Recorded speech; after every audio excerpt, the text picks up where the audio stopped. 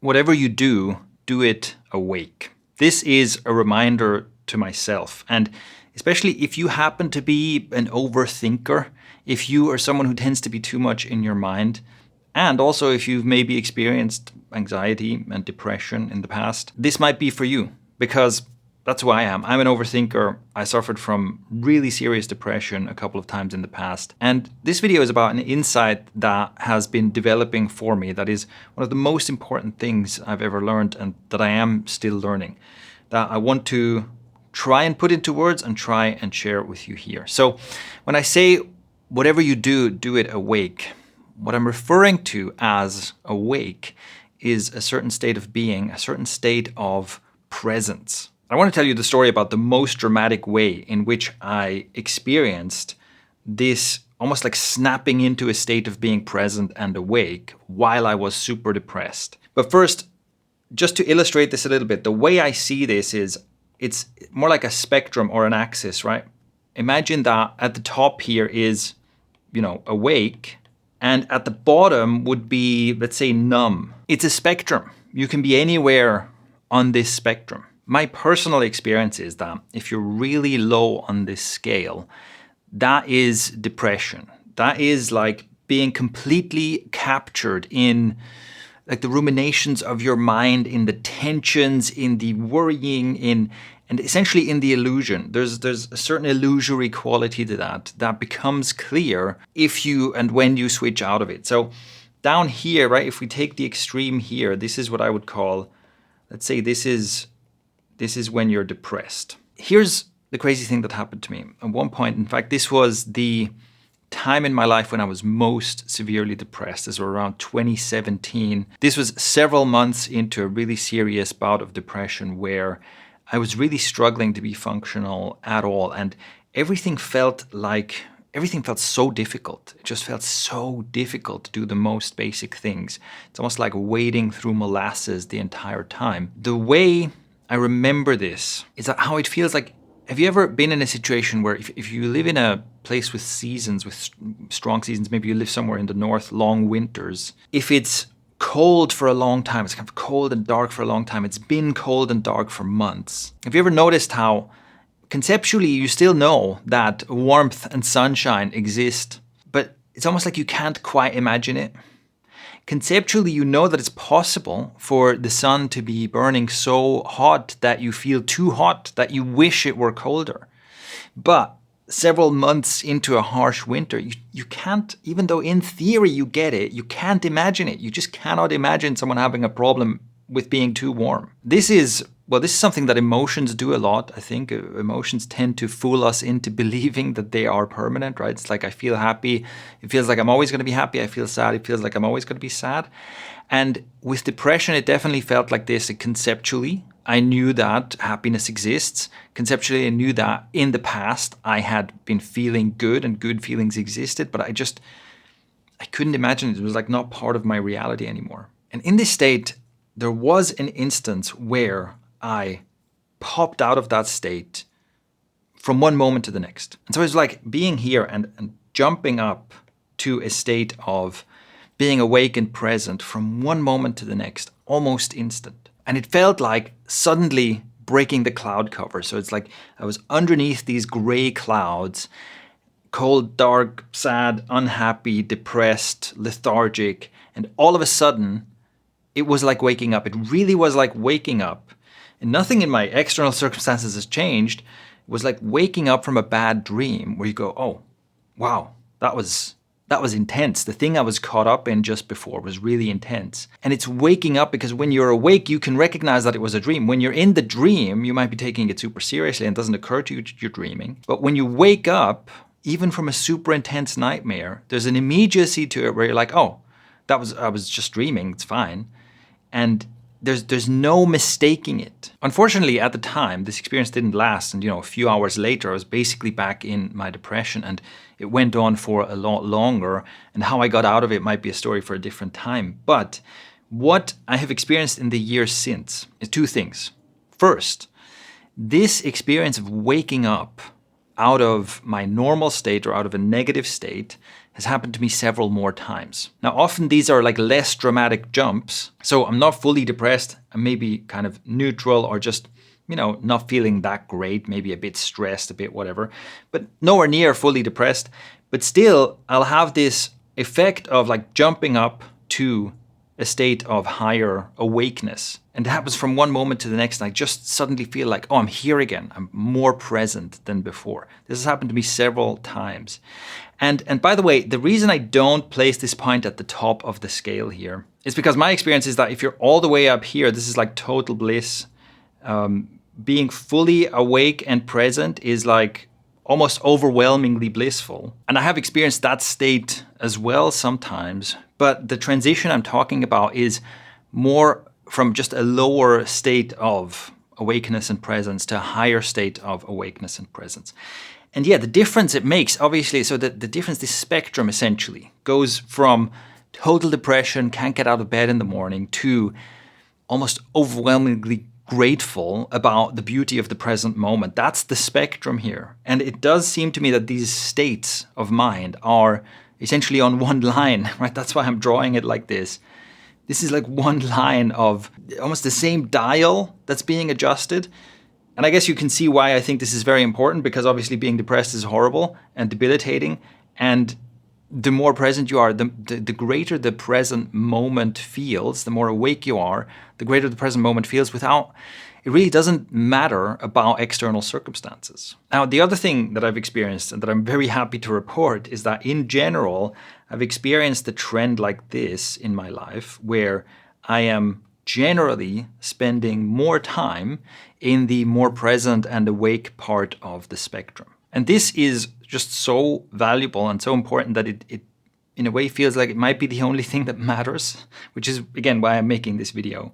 So the next question is, of course, okay, that sounds great. How? How does one do this? And here, I want to introduce the following, because if you're thinking of what I'm talking about, being present to the moment, being aware, maybe sounds like mindfulness, maybe sounds like meditation, kind of evokes the image of someone meditating.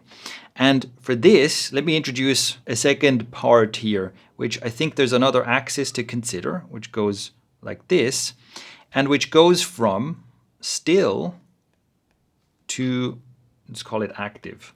Now, if you're thinking that some of what I'm talking about, stillness and presence and all that evokes kind of meditation, right? I think that's correct. And I would say that a state of blissful meditation, or let's say meditation if you're doing it right, would be like this, which is to say that you are awake, you're highly present, and you are being still. But that is not the only way to be awake. And this is really, really important. This is something I wish someone had told me a long time ago.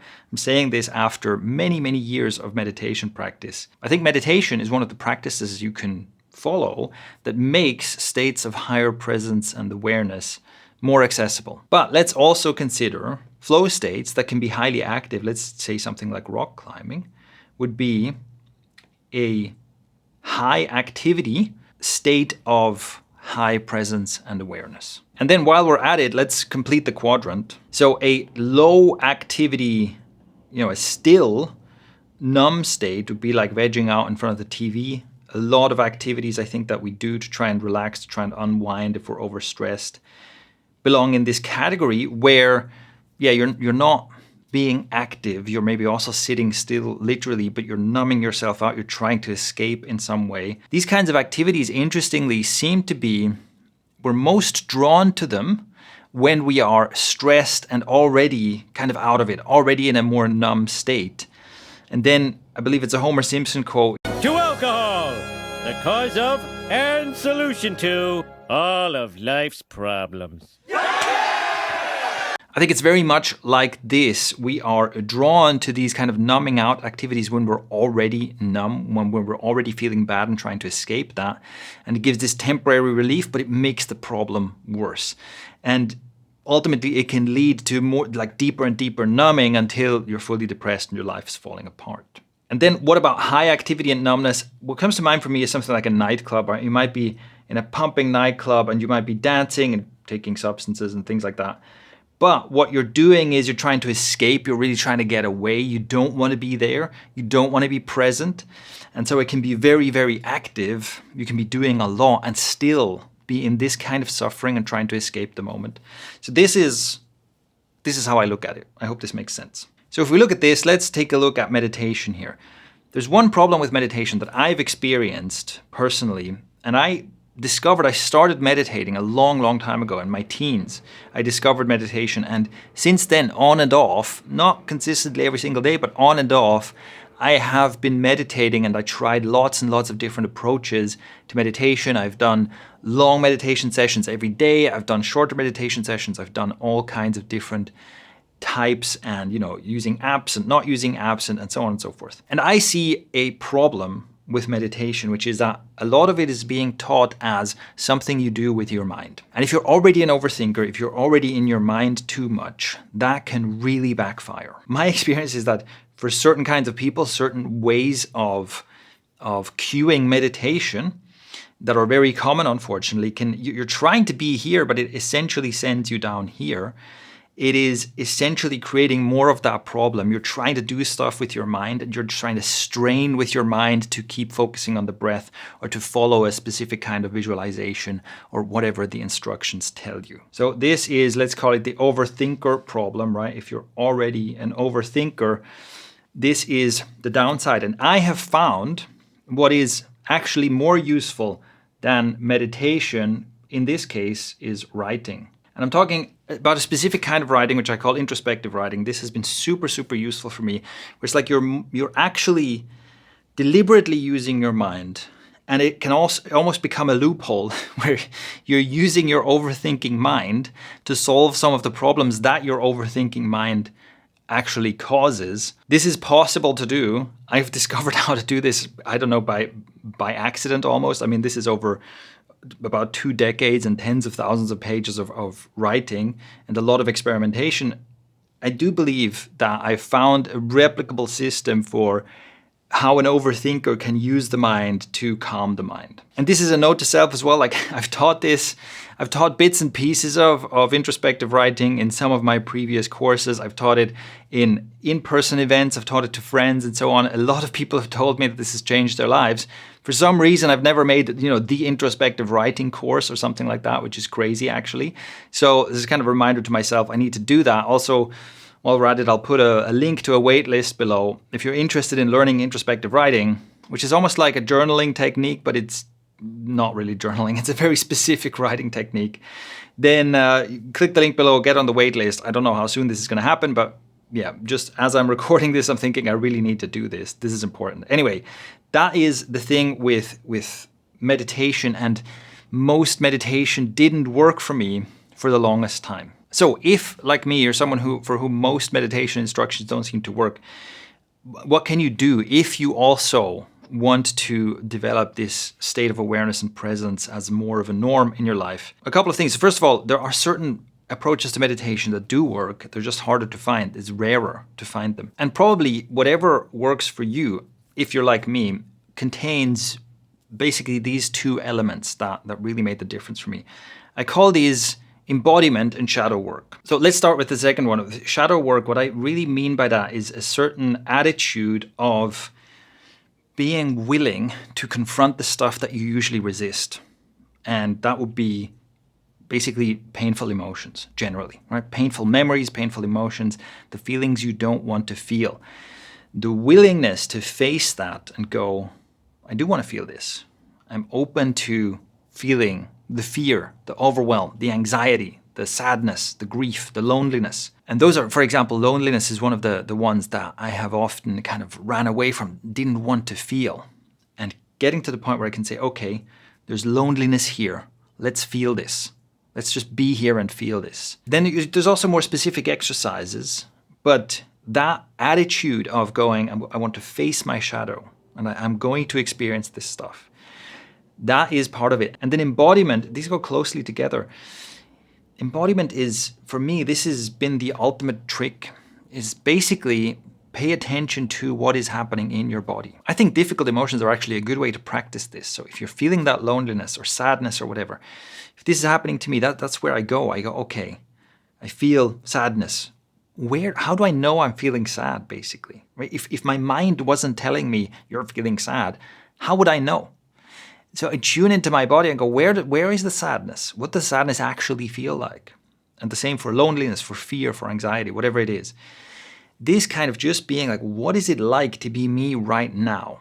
And me, the whole system, right? Not me, the idea of like almost this impression that I think some of us, that I've certainly had of myself, of like being a little entity that's like sitting behind the eyes in the skull, right? Steering the body puppet. It's like, no, me, the entire system. What is it like to be me? And starting with the physical body, starting with physical sensations is really, really helpful. Just being like, okay, what does it feel like right now? And an interesting cue there is as well, again, for overthinkers, right? If you're thinking, okay, what am I feeling in my body right now? And if I have a sensation like, okay, there's a slight pain in my back, for example. Now, what does that feel like before the label arrives, before the pain in my lower back label arrives, what does it feel like? What is the pure sensation before I attach a label to it? And then just practicing, for me, that has been one of the best practices, just practicing, just paying attention to the sensation pre-label and just staying with it. And again, easier to do with super hard emotions, right? In a way, like with the emotions that hit the hardest, you also have the strongest physical response. In some cases, the response is like shutting down, numbing, because you don't want to feel, but even that is actually a pretty strong sensation when you start paying attention to it. So that is what I mean by being embodied.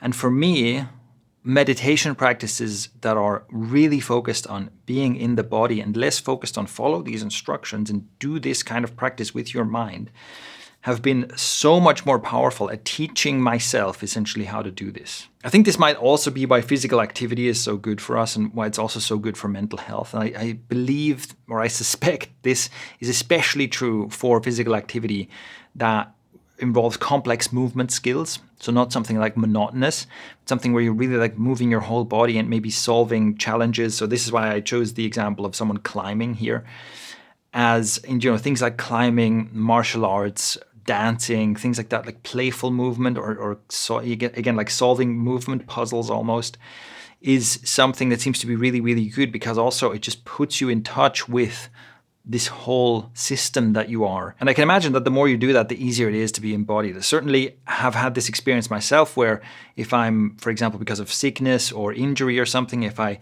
can't train for a while, I can't move as much for a while, it definitely disconnects me. It makes me less present in many ways. So yeah, having a movement practice of some kind probably also helps with this.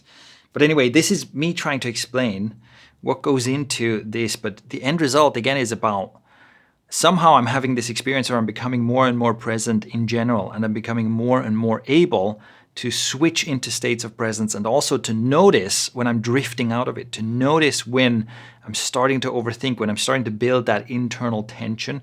It feels like a constriction of some kind that's happening inside me, and I can notice and then let go and become present again. I started by saying, whatever you do, do it awake, because I've just seen that the difference in what it is like to be me. I have been on a wide part of this spectrum. I've been from really, really badly depressed, really just wishing I didn't even exist, all the way to being so grateful that I literally have tears streaming down my face and nothing happened, right? I wasn't grateful about anything in particular. I was simply so present to the uniqueness and the beauty of being alive that I could barely handle it. So I think I've seen a pretty wide spectrum here, and the difference is just so great. And I noticed that certain activities that create stress and tension tend to pull me back into this kind of numbness, into the illusion. I want to keep doing those things. My stress comes from the various overly ambitious work projects that I always throw myself at, and I want to keep doing that. But whatever I'm doing, I need to find a way to do it awake, because this just matters so much more than anything else. Okay, so that's my attempt to explain one of the most important things I'm in the course of learning. I have no idea if this will work, but I'm just trying new things, right? I'm trying a new way of making content that is a bit less structured, and I'm trying not to consider, engagement optimization and stuff like that, because I'm just fed up with it. So I'm curious to see if anyone sees this video. And of course, I'd love to start a discussion about this. If there's more you want to learn on this, if you have things you can teach me, resources you can recommend, let's get a discussion going. If you enjoyed this, let me know. And if you didn't enjoy it, also let me know. All feedback is welcome. Thanks for watching, and see you next time.